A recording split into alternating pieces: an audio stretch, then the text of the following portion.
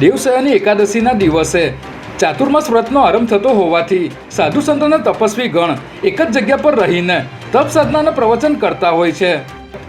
જ્યેષ્ઠ અષાઢની તપતી ગરમીથી પરેશાન સંપૂર્ણ પ્રાણી જગત શ્રાવણ મહિનાની રાહ જોતા હોય છે અને હિન્દુ ધર્મમાં માન્યતા છે કે સમુદ્ર મંથન પણ શ્રાવણ મહિનામાં સંપન્ન થયું હતું. ત્યારે હવે શ્રાવણ મહિનાની શરૂઆત થવાની હોવાથી મહંત શ્રી 108 પ્રકાશગીરીજી મહારાજ અને જગન્નાથ ગિરિજી મહારાજ દ્વારા શ્રાવણ માસ દરમિયાન શિવધામ ગિરનારી આશ્રમ, રામસિંહ રોડ, કાલિન્દ્રી, રાજસ્થાન ખાતે 1.25 લાખ આહુતિ આપવામાં આવશે.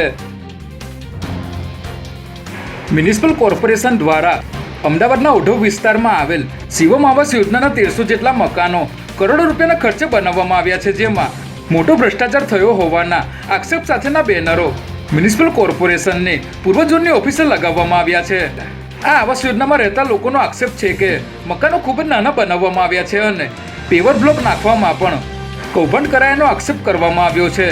જેથી ભ્રષ્ટાચાર જોવો હોય તો શિવમ આવાસ યોજનાના જે મકાનો બનાવવામાં આવ્યા છે ત્યાં આવીને જોવો તેવા બેનરો લગાવવામાં આવ્યા હતા.